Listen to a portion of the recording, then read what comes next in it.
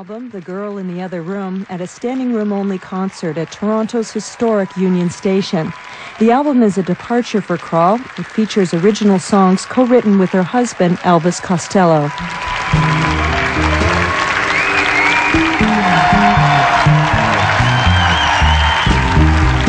Stop this world, let me off.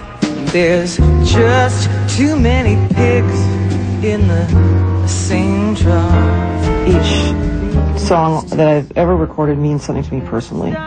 And in the past, I've always told how I feel or can relate to something in Gershwin or Cole Porter or Jerome Kern. And every piece I looked at as a short story that had something to do with my life or something that I could strongly relate to. Better days, this girl is known. So this album, you know, I've looked outside of the standard form with Tom Waits, Mose Allison, and then writing with Elvis Costello. I know too well that it had to be.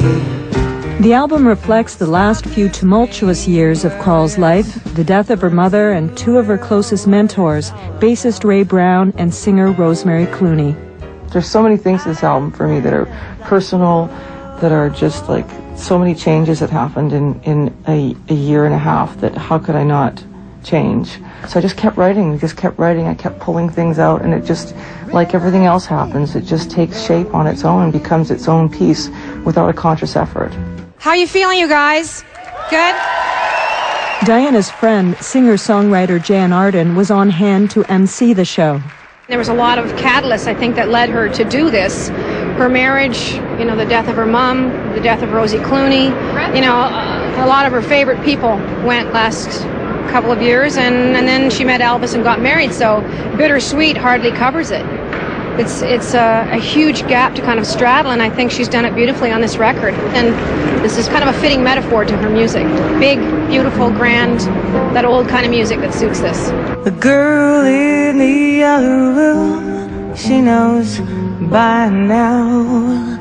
The idea of turning Union Station into a makeshift concert hall for an album launch came 3.5 years ago. Scott Moran of Verve Records explains. The last record, studio record that Diana did, was called The Look of Love, and it's more of a standards album with strings. So we had decided we wanted to do something very special in a very Canadian venue, which obviously this is. And so the launch was going to be with the Toronto Symphony Orchestra and Diana Krall and her band, and that record came out September 18th, and so it was preempted by the attacks in New York and September 11th, so we couldn't do it. And it was always a goal to have a rain check of sorts on this and do it a few years later, you know. So here we are. The event was also being taped for a Bravo television special. A crew of almost 80 people had less than 3 days to set up for the event. Okay, ready on 3-3. Director Dave Russell. We're trying to present Diana Krall in this setting in the most natural manner as we can, because it is an enormous room and it's not really the first place a jazz musician would pick to play, but visually it's incredibly striking. So you want to establish the scope of the venue, and the crane shots will do that. You know, there's this incredible architectural play off of that. 6, take 6. Start your move in, 6. The posts with their lights on. Production designer Callum McLaughlin's job began several weeks before the concert. The initial stage is coming up with the idea, the concept of where it's going to land inside Union Station. And once we figured out that it was going to go on top of a stairwell, it's a matter of, okay, well, it's a great idea. Now, who on earth is going to build it, right? So that became the big issue. And Bill Payne and Westbury, those guys, put some aluminum girders underneath a scaffolding system that spans the stairwell. And then from there, we come up with what can we do to make it look like it's something special. The crew also had to work around the daily rush of commuters. Pierre Santoni of Via Rail knows just how busy Union Station can be. 4 to 6 o'clock is probably the busiest spot in Canada every day of the week. So certainly there's a lot of pedestrians who go through. We've got 50 to 75,000 people going through every single day. It's a 1920s building. Architecturally it's beautiful. Acoustically it's fantastic, and that's why we wanted to showcase it. It was Doug McClement's job to record the performance for the television broadcast.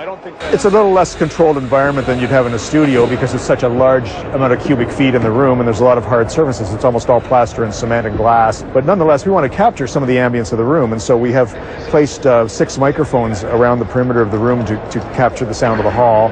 We're going to try and make it sound like Massey Hall, basically. Temptation,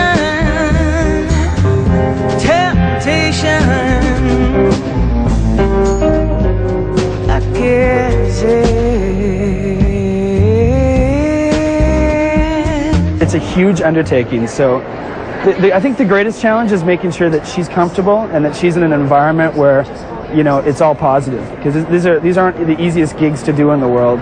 In this sort of a location, there's so much that is so different from what we're used to. I just want to let you know that you're the first singer-songwriter in Canadian history that's ever put Dairy Queen into a song, and I'm wondering, she wants to have fun too this afternoon. She doesn't want to be like, oh yeah, everything's sad and I'm sad and the record's sad, and it's not a sad record. It's such this, it's where happiness and sadness kind of clash together, and it makes you feel like it's okay to do both at the same time, that it's possible.